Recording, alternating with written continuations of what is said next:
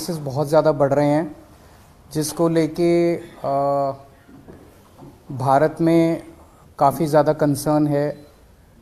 China में भी बढ़ रहे हैं और उसके अलावा कुछ और देश हैं जिसमें सुनने में आ रहा है कि कोरोना के केसेस बहुत ज़्यादा बढ़ रहे हैं। चाइना में जो वेरिएंट है वो है BF.7। सबसे पहले तो मैं बताना चाहता हूं कि दिल्ली में BF.7 का एक भी केस नहीं मिला है। सो अभी फ़िलहाल घबराने की ज़रूरत नहीं है।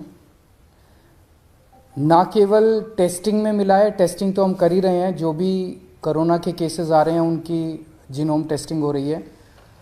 ना केवल टेस्टिंग में बल्कि हम कई जगह से, स्पेसिफिकली दिल्ली के 7 अलग अलग जगह से सीवेज उठाते हैं। सीवेज से एडवांस में पता चल जाता है कि आने वाले समय कि शहर में ये वाला वायरस है कि नहीं है। तो 7 अलग अलग जगह से डेली सीवेज उठा के और उसको टेस्ट किया जाता है, उसमें भी BF.7 अभी तक नहीं मिला है। दिल्ली में अभी जो भी थोड़े बहुत केसेस आ रहे हैं वो XBB वेरिएंट के हैं, या तो XBB वेरिएंट है या उसके सब लीनिएज है XBB। ये 92% केसेस जो दिल्ली में मिल रहे हैं वो XBB वेरिएंट के हैं। सो अभी तक फ़िलहाल कोई भी घबराने की ज़रूरत नहीं है। दिल्ली के लोगों को मैं आश्वासन देना चाहता हूं कि फ़िलहाल कोई भी घबराने की ज़रूरत नहीं है। और बाई चांस, भगवान ना करे कि दोबारा कोरोना फैले, लेकिन बाई चांस अगर फैलता है तो हम अपनी तरफ से पूरी तैयारी के साथ हैं। आपकी सरकार पूरी तैयारी किए हुए है। एक तो जितने केसेस आ रहे हैं, भारत सरकार की डायरेक्शन के मुताबिक हम सारे केसेस की, जितने पॉजिटिव केस आते हैं सबकी जीनोम सीक्वेंसिंग कराते हैं कि वो उसमें कौन सा वेरिएंट है। दूसरा, हमारी आज दिल्ली में लगभग 2500 केसेस की टोटल टेस्टिंग होती है डेली। हमारी कैपेसिटी 1 लाख तक पहुंच गई है। अगर ज़रूरत पड़ेगी तो हम 1 लाख टेस्ट्स डेली भी कर सकते हैं। आज हमारे पास 8000 बेड्स कोरोना के लिए अलग से रखे हुए हैं। अगर ज़रूरत पड़ेगी तो 8000 बेड्स अभी फ़िलहाल खाली हमने रखे हुए हैं। पिछली लास्ट जो कोरोना की पीक आई थी उसमें 25,000 बेड्स तक हम लेके गए थे। इसको भी इस बार हमारी तैयारी 36,000 बेड्स तक की है। अगर ज़रूरत पड़ेगी तो हम 36,000 बेड्स कोरोना के तैयार कर सकते हैं। पिछली बार ऑक्सीजन की काफ़ी दिक्कत हुई थी। ऑक्सीजन की सबसे बड़ी दिक्कत ये हुई थी कि एक तरफ तो ऑक्सीजन मिल नहीं रही थी, दूसरी तरफ ऑक्सीजन अगर मिलती भी थी तो दिल्ली में हमारे पास स्टोर करने की कैपेसिटी नहीं थी। वो हमने अब बढ़ा ली है। आज हमारे पास 928 मीट्रिक टन ऑक्सीजन स्टोर करने की कैपेसिटी है। 928 मीट्रिक टन्स। इसमें पिछली बार आपको याद होगा कि सबसे ज़्यादा दिक्कत थी, सिलेंडर नहीं मिल रहे थे। सब आदमी मतलब अपने अपने मरीज को लेके एक सिलेंडर ऑक्सीजन ढूंढ रहे थे, सिलेंडर नहीं मिल रहे थे। अभी हमारे पास जितने सिलेंडर्स हैं पूरी दिल्ली में सब अस्पतालों में जो लगे हुए, उसके अलावा 6000 सिलेंडर्स हमारे पास रिजर्व में अभी खाली पड़े हुए हैं।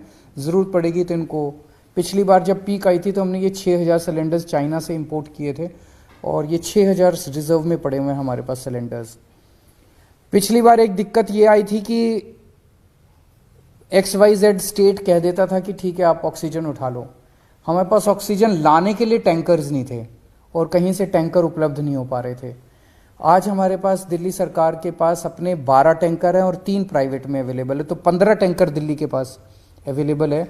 अगर ज़रूरत पड़ेगी तो हम ऑक्सीजन को ट्रांसपोर्ट करने के लिए हमने अपने टैंकर्स की भी व्यवस्था कर ली है।